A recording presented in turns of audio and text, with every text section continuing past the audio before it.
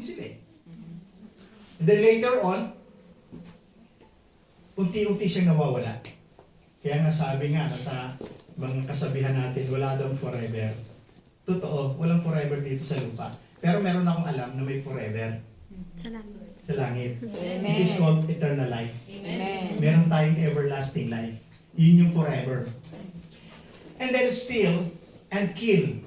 Ano ba itong kill na to? Physically, spiritually, pinapatay tayo. Nanakawin niya yun, yung physical natin. Alam niyo po ba ang physical natin? Hindi po tayo bumabata. Amen? Amen. Nakaedad na tayo. Hindi naman tayo mukhang matanda na. Tumatanda lang. Meron po kasing isip, bata. Pero matanda na. Amen? Amen. Matagal na sa church, pero isip bata pa rin. What do you mean by killing? Ang killing po, sabi nga po sa isang awit, killing mo softly. Patayin mo kung dahan-dahan. Para bang dinadahan-dahan po tayo talaga. Totoo yan. The thief, naparito po siya para dahan-dahanin tayong patayin. Number 1, relationship. Pag tayo ho ay dinadahan-dahan patayin sa relationship natin sa Panginoon, mararamdaman mo na lamang bakit ka nanlalamig, bakit ka nangihina, bakit ka walang sigla. Amen? Amen.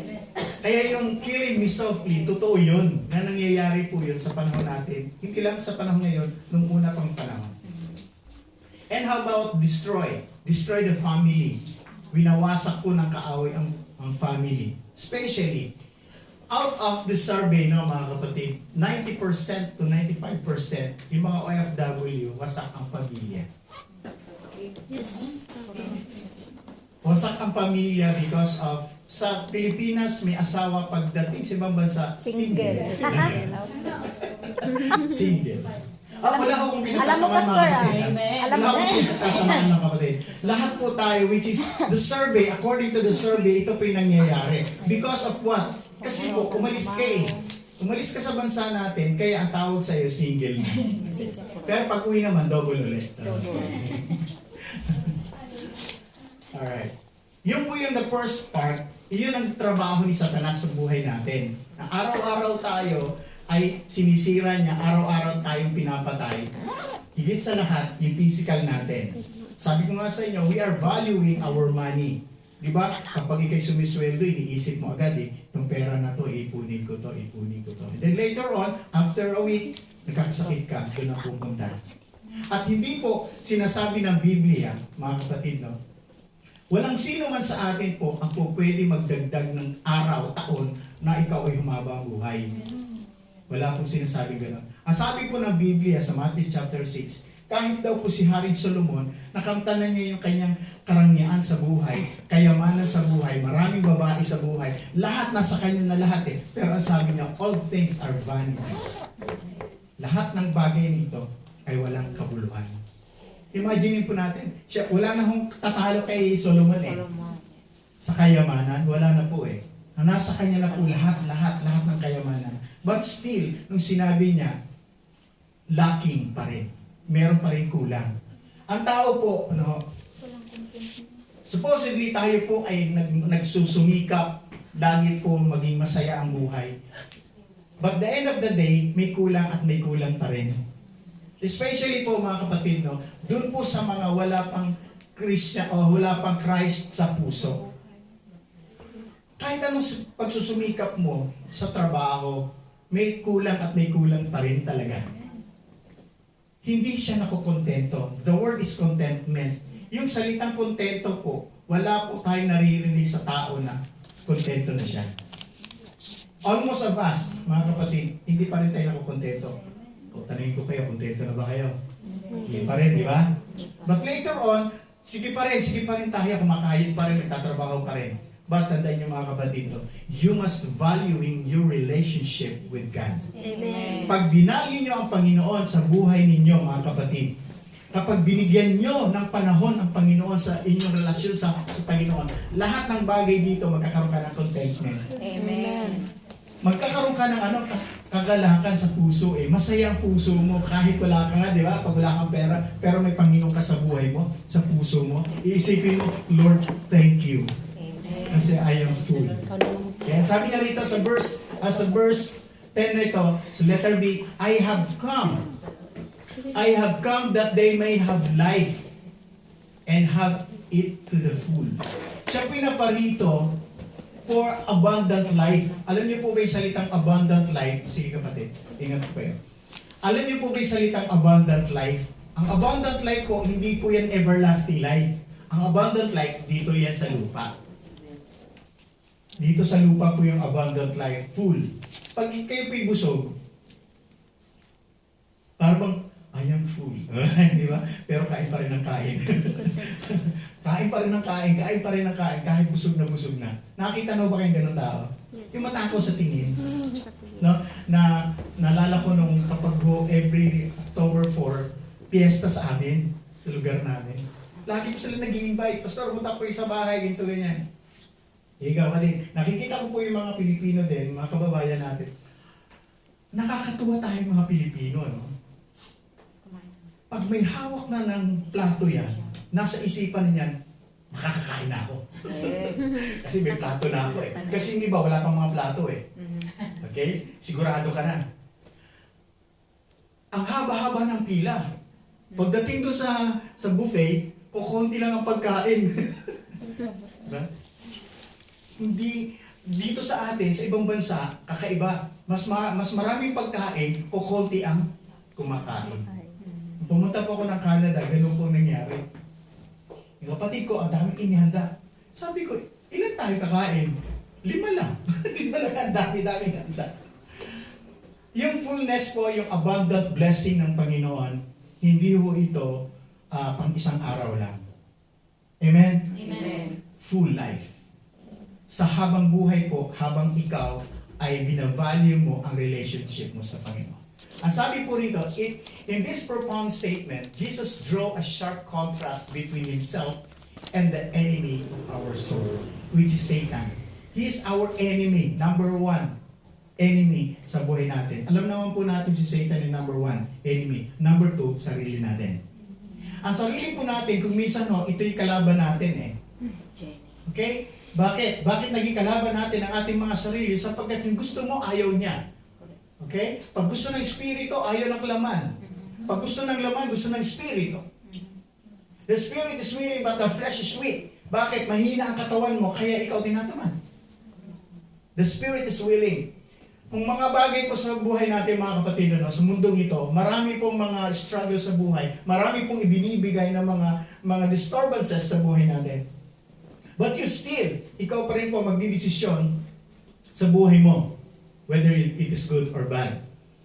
Yung salitang free will, sige nga po, identify ninyo, what is the meaning of free will, of freedom? Freedom for what? Freedom for choose. Freedom for choosing bad or good. Amen. Nasa sa iyo yan kung pipiliin mo ang masama at ang mabuti. Once and for all, kadalasan po tayo, napipili natin yung masama. Kasi po, masarap. Masarap ang bawal. Bawal umihi dito. Bawal magtapon ng basura dito. Ang dahil basura. Alright?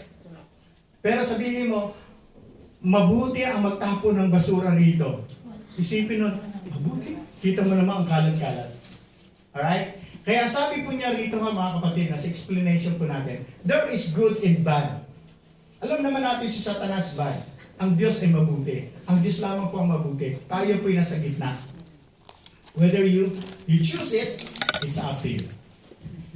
The thief, Satan, seek to rob us of joy, peace, purpose, and ultimately, alright, yung salita po nitong joy, hindi si Sister Joy, no, which is good. The joy of the Lord is our strength. The Spirit, the fruit of the Holy Spirit is love, joy. May joy pa rin. Okay, yung joy po kasi, compare sa happiness, magkaiba po yun. Ang happiness po, panandalian lang. Happy-happy ka together, sa mga kabarkada mo, kainan kayo, and then after nun, wala na.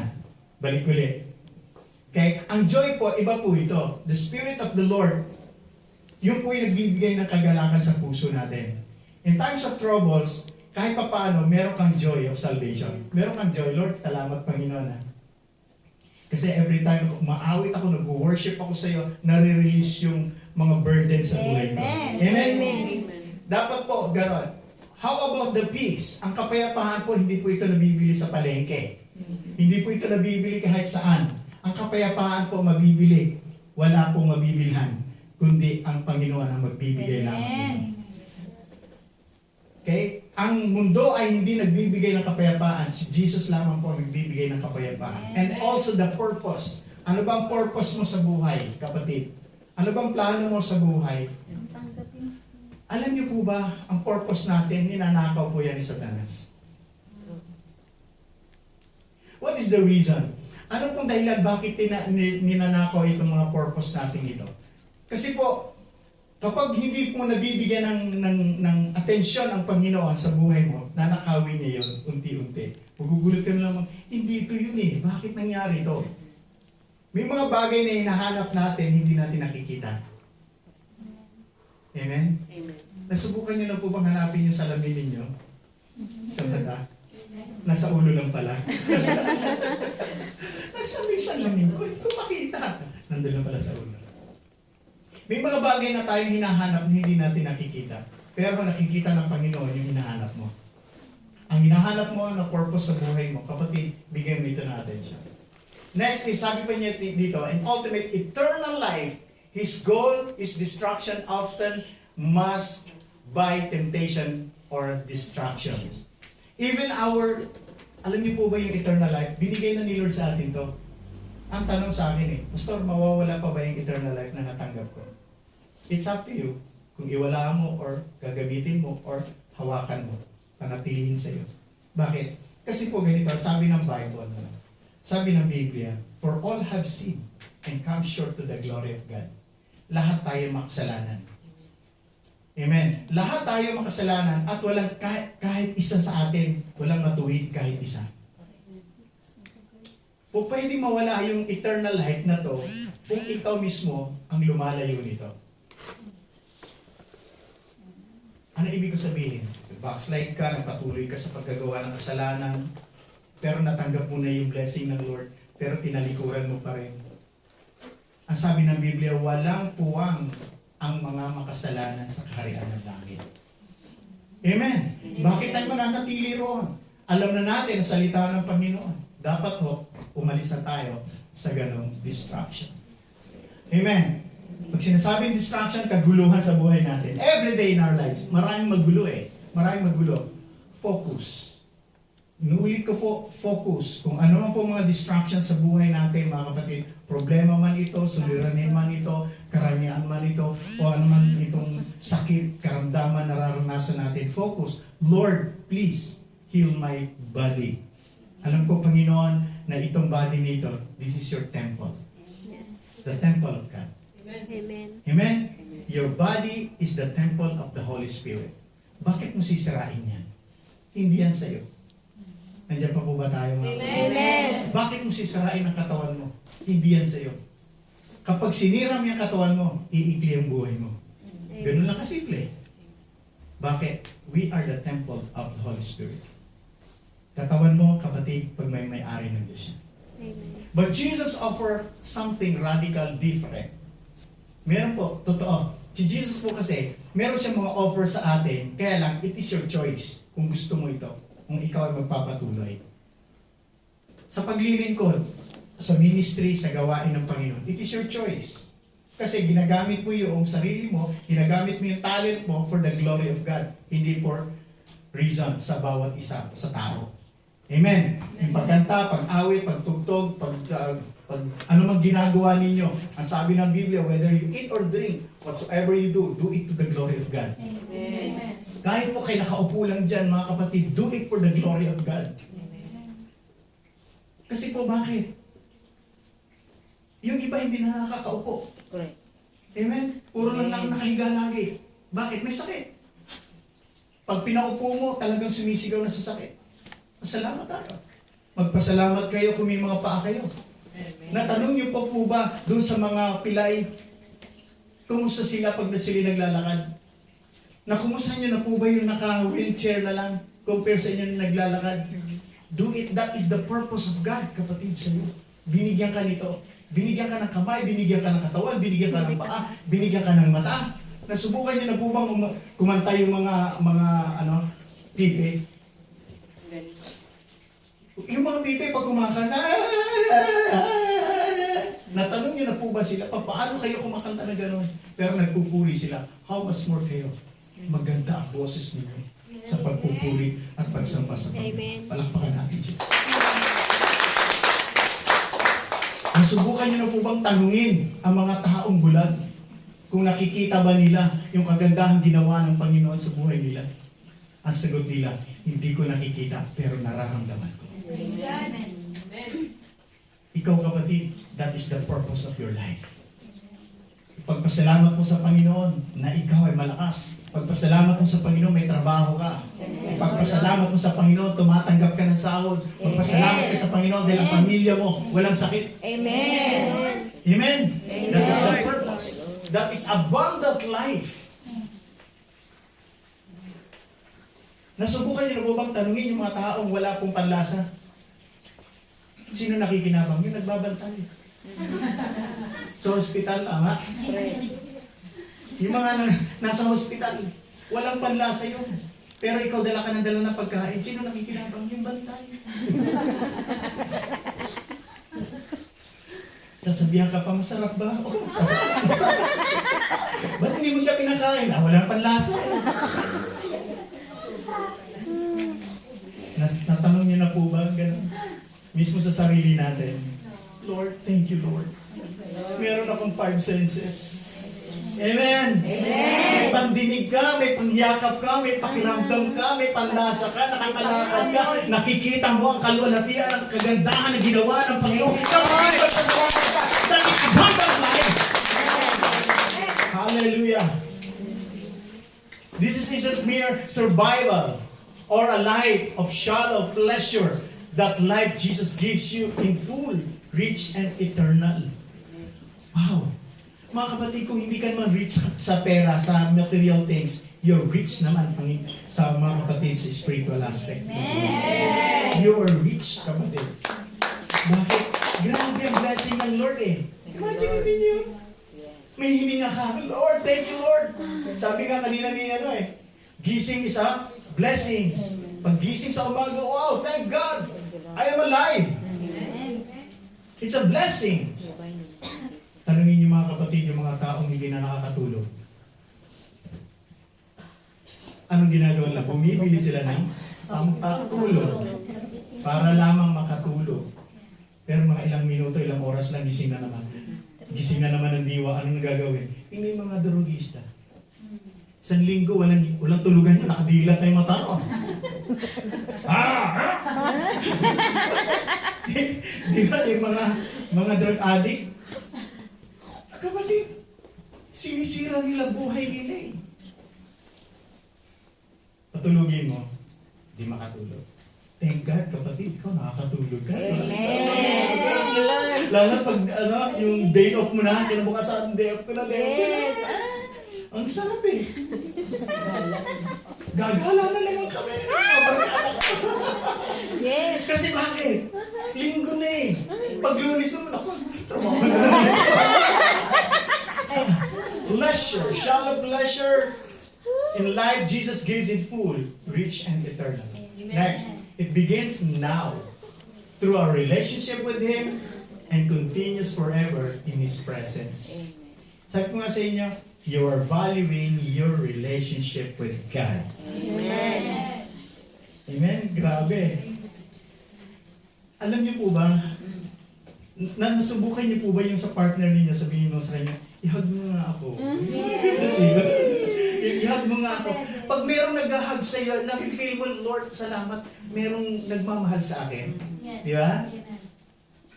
At si Jesus po, hindi natin siya nakikita, pero hinahag ka niya eh. Kaya lang hindi mo nararamdaman bakit. You are so many full of, alam niyo, struggle sa buhay eh.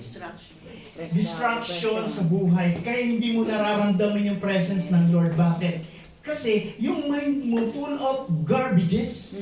Bittering. Yung biturina, di ba gagawin siya? Oo. Yung biturina sa utak mo. Kasi bakit? Gulong-gulo isip mo. Pero gusto mong ihag ka ng Lord. Pag hinag ka niya, sabi mo, Lord, binibigay ko na ito sa'yo. Sinusuko ko na ito sa'yo. Kaya sabi niya dito, mga kapatid, na through our relationship with Him, it continues forever in His presence. Pag kumakanta ka, nararamdaman mo yung presence ng Lord. Yes. Naramdaman ko po kanina yung presence ng Panginoon. Amen. At binigay mo ang puso mo sa Lord. Wow, Lord, thank God. Nararamdaman ko yung presence mo, Panginoon. Amen? Amen. Hallelujah. Next. Huwag mo kayo mag-alala, hindi po ako magtatagal. This abundant life isn't defined by wealth. Alright? Okay, I will explain it. Hindi po nakikita, hindi lamang po sa pera kayamanan ang true na abundant life. Amen? Kasi po, maraming ang pera, maggulo naman ang pamilya. Maraming ang pera, mungguloy naman ang mga anak. Tama? May mga ganung mga mayayaman eh. Yes, Pastor. Sa ibang bansa, lalo po sa Saudi Arabia, yung mga anak nila doon, may mga diferensya. Bakit? Magkakamag-anak, magkaasawa. Maraming pera, pero hindi naman masaya. Maraming ang pera, hindi naman niya kayang bumili ng tulog. Pero kaya niyang bumili ng masarap na tulugan. Amen? At hindi rin po nakikita ito sa comfort zone natin, ang abundant life. Kasi po, ang comfort zone, comfort ka na eh. Gising mo sa umaga, may kape na dyan, pinagluto ka na ng itlog, sunny side up, meron ng tinapay. Wow, ang sarap naman ganitong buhay. Tapos magbabasa ka sa kanila ng dyaryo. Doon sa mga may edad na mga senior na. Mga senior po kasi ngayon, gano'n na lang eh. Pinipil na lamang po nila yung mga ganong panahon eh. Okay? Pero yung iba, kakaiba naman ang mindset nila.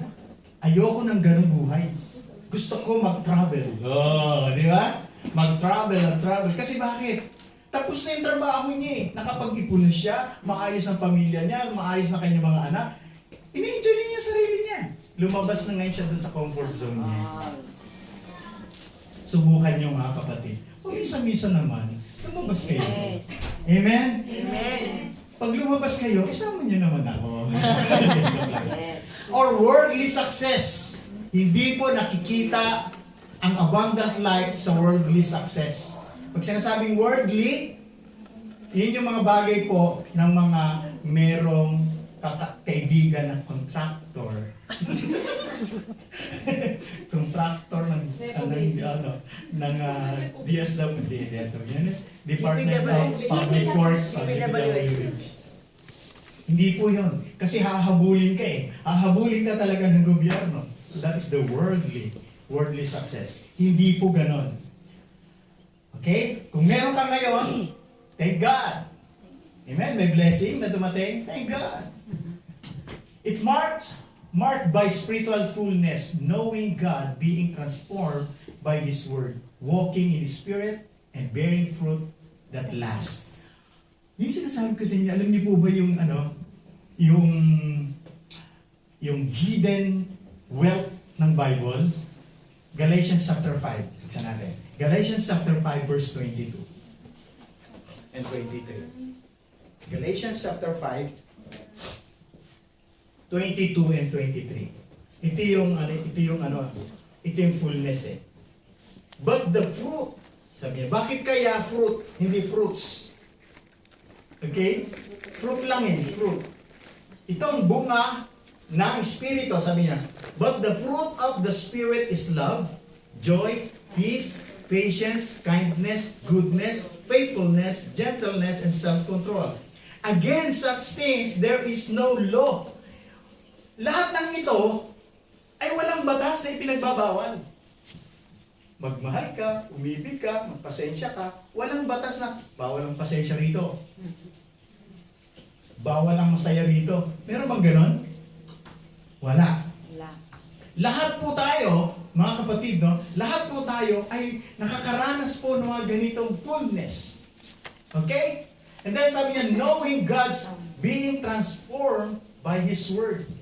Transformation, meaning mga kapatid, nagbago ka na. Minsan po kasi, no, lalo na pag umaattend tayo ng mga services sa iba-ibang mga churches, na-challenge lagi tayo. Ang galing ng preacher, no? Ang galing ng paliwanag niya, no? Sometimes nabibless tayo ng gano'n, di po ba? Kapatid, I just want to tell you this. Hindi ka lamang dapat na-challenge sa mga words na yun. Dapat na-change ka rin. Amen. It is called transformation. Okay? Kahit po, manood kayo sa mga, di ba, sa cellphone ngayon, social media, ang galing mag-preach, di ba? Galing magpaliwanag. Ikaw yun, galing. Pero hindi ka naman nababago, wala din. It's not fullness. Alright. Jesus didn't come to make life easier. Hindi po madali. Si Jesus nung pumarito, hindi po madali ang kanyang buhay. Dumaranas siya ng iba't ibang mga distraction. Kahit po ang kanyang mga disciples. Yeah? Kahit mga disciples niya, ang titigas ng ulo eh. Titigas ng ulo. Lord, gusto ko sa kanan mo ako ha. Yung isa naman, ito naman. Sige na nga, sa kaliwa na nga lang ako. Yung isa naman, mahilig hilig dito kay Jesus. Sino yan? John the Beloved. Yes. Kaya siya tinawag ng Beloved eh. Kaya siya tinawag ng Beloved. Mahilig siya nakahilig dito kay Jesus. Jesus. Ganun. Manalambing. Okay? Dito wala eh. Nahanap ko. Nahanap ko. Alright. Malambing naman kayo na. Jesus didn't come to make life easier. Kasi po, ayaw po ng Lord na maging spoiled tayo. Alam niyo po ba? Kaya tayo dumadaan po sa mga different kinds of temptation, trials. Ang sabi ng Biblia, lahat tayo dadaan sa mga pagsubok. Para sa gano'n, matitest talaga ng Lord yung faith mo, kung kanino ka may faith. Okay? Kaya mga kapatid, kung meron po kayong nararanasan ngayon, no? Nakakarinig kayo, born again ka pa naman, tapos pataas-tas ka pa ng kamay. Ganyan galing mo. Amen? Nararanasan po natin lahat yan. Hindi po madali ang magiging Kristiyano. Hindi po madaling manganak. Hindi po madaling mag-alaga ng bata. Palalakihin mo pa yan, paliliguan mo pa yan. Ganun po yan. Pagkatapos nung lumaki na, sasagot-sagutan ka na. Sasagutin ka na lang. Di ba? Ikaw naman, iiyak ka na lang. Anak ko, hindi mo ba alam? Ay, isanggol, ayaw kitang padapuan ng langaw at lamok. Ngayon, ginaganyan mo na ba, di ba? Naranasan natin yan, lahat. He came to make it worth living. Merong halaga at may presyo ang buhay na binigay ng Lord sa atin. Amen. Hallelujah. This is our life application, mga kapatid. Faith, inventory of your heart. Sa puso natin, Lord, ako po ba'y karapat-dapat sa iyo? Sabihin ko sa inyo mga kapatid na lahat ng makasalanan ay karapat-dapat sa paningin ng Diyos. Amen. He died on the cross. Namatay siya para sa makasalanan, hindi po sa matuwid. Ang doktor para saan? Para sa mga may sakit. Ang engineer para saan? Sa DPWH. Jesus para saan? Para kanino siya. Wala po itong pinipili. He is our God na hindi po siya nagre-respect, tawag ito, respecter of person. Yung wala siyang tinatangi. Wala siyang tinatanging tao. You are black, red, white. Yes, wala. Hindi po pwedeng sabihin na ang Panginoon ng mga Aprikano ay negro. Ay, hindi ganon. Walang ganon. Ang Panginoon ng mga Albanian ay puti. Matangos ang ilong. Medyo may... eh, papahano tayo? Ang mga Pilipino, ang Diyos mga Pilipino ay pango. Ay, patay tayo. Hinali tayo. Kasi yun identity natin. But praise God, ang sabi ng Panginoon.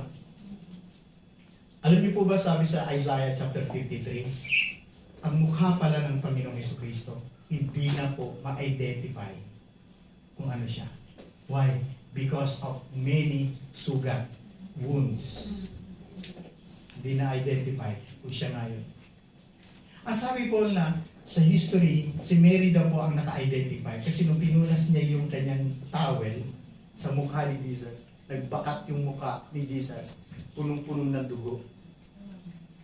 Ibig sabihin nun, hindi na siya ma-identify na talaga na siya. Yung mga nakikita natin sa pelikula, pelikula lamang po yun. Hindi na totoong mukha. Amen? Ang mukha po ng Panginoon, sabi sa Isaiah, wasak, punit-punit, at daming sugat. Na naranasan niya yung kahihiyan. Imagine mo yun. Yung kahihiyan, sugat, ang dami niyang latay na kuha niya sa katawan niya. Alright, there are areas where the enemy is stealing your joy or killing your peace. Surrender to those to Christ. Spend time daily in the Word and prayers. Prayer. Amen, mga kapatid.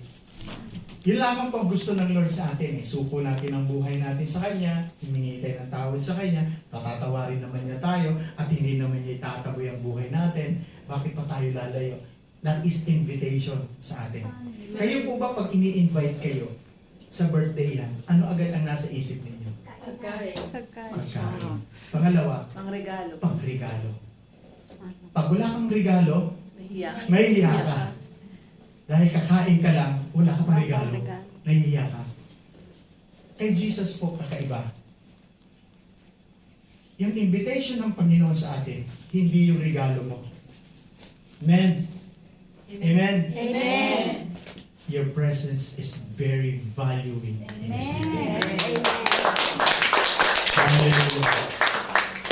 Ikaw yun. Wala tayong may regalo kay Lord eh. Pag Christmas lang, di ba? Regalo mo, regalo ko, regalo natin lahat. Tanggap tayo ng tanggap. Pero pag ikaw naman ang nagbigay, ang saya. Wow, thank God.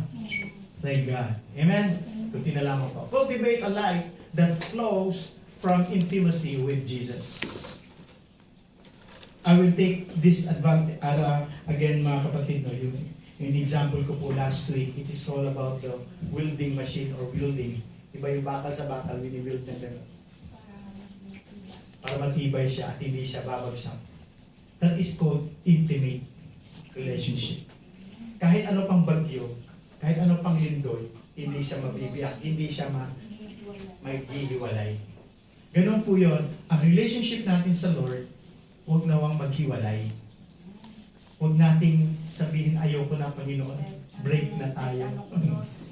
Tayo lang naman nakikipag-break up eh. Di ba? Tayo lang naman nakikipag-break. Si Jesus hindi ko siya nakikipag-break sa atin. Gusto kasi niya, maramdaman niya yung fullness, yung abundant life. Imagine mo, lahat ng mga binigay ng Lord, lahat ng mga na nilikha ng Lord, binigay na sa atin. Ang problema lang tayo, hindi natin sinag-grab yung opportunity na yun. Hallelujah. There you will find abundance that nothing in this world can match. Totoo. Kay Jesus lamang natin matatagpuan niya. Amen. Abundant life. May abundant life ka na, may eternal life ka pa. Saan ka pa? Sakay na. Amen. Kay kasi, natutuwa ako kay Zelly. Sakay na, kay pala yung kay. Bakit? Sabi ko, Lord, thank God.